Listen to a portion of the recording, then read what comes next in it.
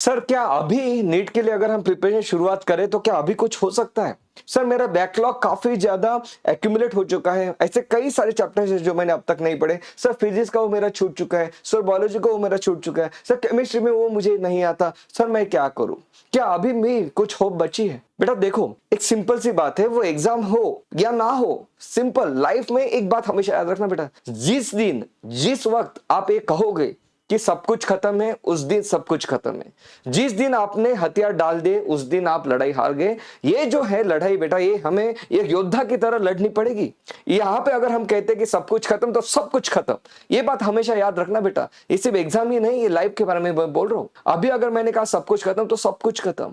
और एक योद्धा क्या कहता है बेटा, एक योद्धा क्या कहता है कि जो मैदान में लड़ रहा है वो ये नहीं कहता कि यार सब कुछ हार गया। योद्धा, जो असली योद्धा, वो क्या कहता है कि एक प्रचंड इच्छा शक्ति मन में है, एक प्रचंड इच्छा शक्ति मन में है कि मैदान में हारने के बावजूद भी ये सर सजदा करने को तैयार नहीं। ये होती है भाई, ये होता है जज्बा। अगर आप ये अभी कहोगे कि हाँ यार ये चीजें छूट चुकी हैं, अगर आप ये प्लान करते हो कि चलो यार ये जो चीजें छूट चुके हैं, लेकिन बिल्कुल आज मैं 6 घंटे पढ़ूंगा, कल मैं 6.5 घंटे पढ़ूंगा, उसके बाद मैं 7 घंटे पढ़ूंगा, तो देखो कितना सारा टाइम बच रहा है अभी भी, है ना। परसों मैं 8.5 घंटा पढ़ूंगा। ये नहीं होना चाहिए कि आज मैं 6 घंटा पढ़ रहा हूं, कल 5.5 घंटे पढ़ रहा हूं। एक कंसिस्टेंसी मेंटेन करनी पड़ेगी, एक प्रॉपर शेड्यूल मेंटेन करना पड़ेगा कि मॉर्निंग आवर्स में मुझे रिवीजन करना है। मैं तो रिवीजन की शुरुआत हमेशा मॉर्निंग में प्रीफर करता हूं कि वो चीज सबसे पहली होनी चाहिए कि जो बहुत ज्यादा इंपॉर्टेंट है, रिवीजन बहुत ज्यादा इंपॉर्टेंट है। तो जो चीजें आपने अभी तक अच्छे से पढ़ी उसको सबसे पहले क्लियर कर लो, उसके ऊपर स्ट्रांग होल्ड आपका आ जाना चाहिए।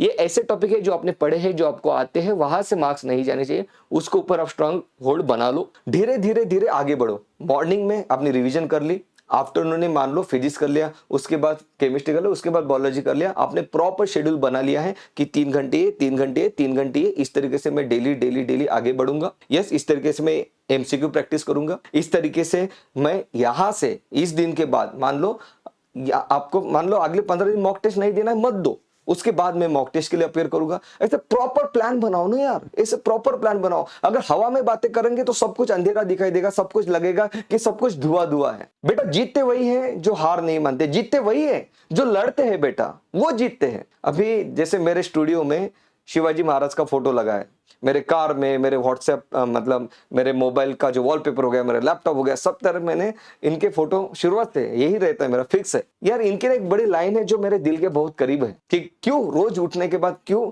उनके सामने मैं सर झुकाता हूँ। इन्होंने एक बड़ी अच्छी बात कही थी, कॉस्मो द गार्ड नाम का एक हिस्टोरियन था जो उनसे मिलने के लिए आया था, तब उन्होंने ये बात कही थी कि मैं हारूंगा या जीतूंगा मुझे नहीं पता, मैं हारूंगा या जीतूंगा मुझे नहीं पता, लेकिन मैं लड़ूंगा और मैं कुछ इस तरीके से लड़ूंगा कि मैं किस तरीके से लड़ा इसके ऊपर इतिहास लिखा जाएगा। इट मींस उन्होंने क्या लिखा है कि यू विन और you lose doesn't matter, but how you fought for what you want it will be written in the history. मतलब यार हमें फाइट इस तरीके से देना है, आखिरी तक हार नहीं माननी है। जब तक एग्जाम पेपर हाथ नहीं आ जाता, जब तक एग्जाम पेपर अपन अटेम्प्ट नहीं कर लेते, तब तक ये बोलना ही नहीं है खुद को कि तुझसे नहीं हो सकता। आपके पास दो चॉइस होगी, ये एग्जाम को लेके लाइफ में भी दो चॉइस हमेशा रहेगी। एक अंदर से आवाज आएगी कि ये तू कर सकता है, दूसरी अंदर से आ जाएगी तू ये नहीं कर सकता। दोनों पॉसिबिलिटी है, दोनों आप सोच सकते हो। अगर सोचना ही है तो कुछ अच्छा क्यों ना सोचे यार, अपने बारे में कुछ अच्छा क्यों ना सोचे, क्यों ना ये सोचे कि हाँ बिल्कुल मैं कर सकता हूँ। अगर आप ये कहोगे कि मैं कर सकता हूं तो आपको रास्ता दिखाई देगा कि इस चीज को किस तरीके से किया जा सकता है।